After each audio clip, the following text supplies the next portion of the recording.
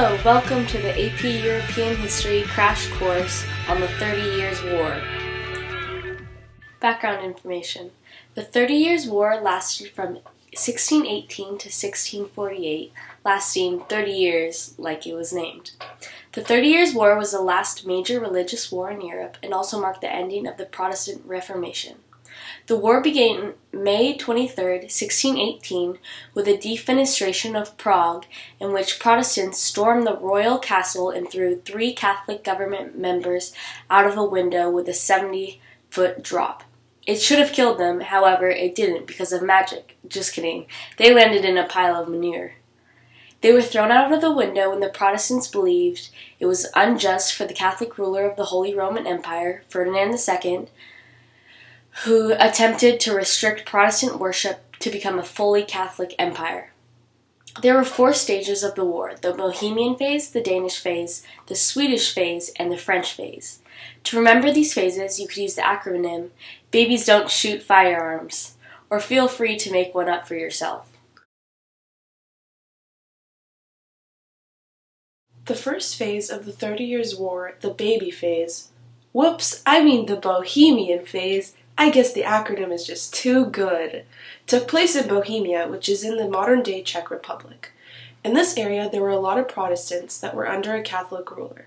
To deal with the differences, the Habsburgs had granted the Protestants toleration through a letter of majesty that had been issued by one of the Habsburg rulers. Once Ferdinand II took over, he revoked this letter of majesty.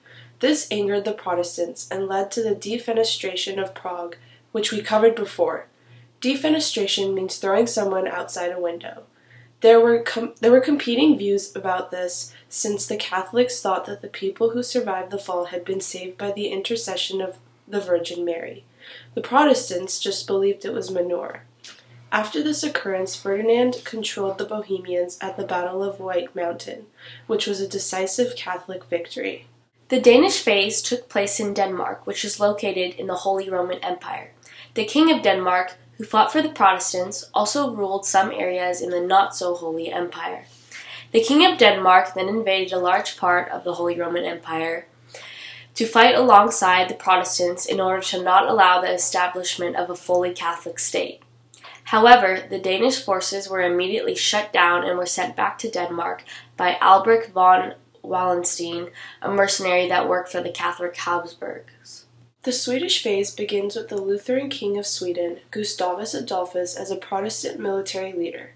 Often considered the father of modern warfare, Adolphus confronted the Catholics at the Battle of Breitenfeld and used his mobile artillery to move the opposing troops where he wanted, which allowed for the Catholic defeat. Though Swedish fighting was funded by the French, I know what you're thinking. Catholic France helping the Protestants? Well, the French concept as politique, which called for politics over religion, led to France fighting for the balance of power throughout Europe in order for the Habsburgs to not take over. With the French help, the Swedes were able to balance Europe's power as well as help out the Protestants. The French phase of the 30 Years' War was the largest, bloodiest, and most continental phase of the war. The Swedish had funded the French, while the French fought in favor of the Protestants, whereas in the previous phase, the Swedish phase, the roles were reversed. The role of funding switched after Gustavus Adolphus died in battle, so the Swedes took less of a confrontive stance in the war and took a more stationary stance. After many years, the toll of the war had begun to affect the people, and by 1648, it finally ended. No one really won the 30 Years' War. It was basically inconclusive.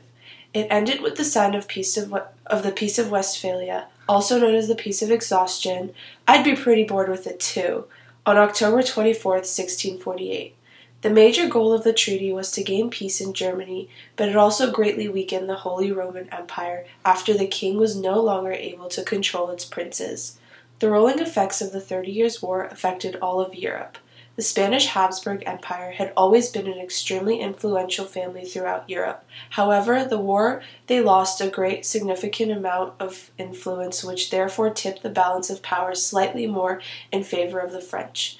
This later yields to the Brandenburg Foundation of a unified German state. Also, Calvinism is finally accepted along with Lutheranism and Catholicism in the Holy Roman Empire. Lastly, Switzerland becomes an independent confederation, much like they are today. That concludes our video on the 30 Years' War. Thanks for for watching!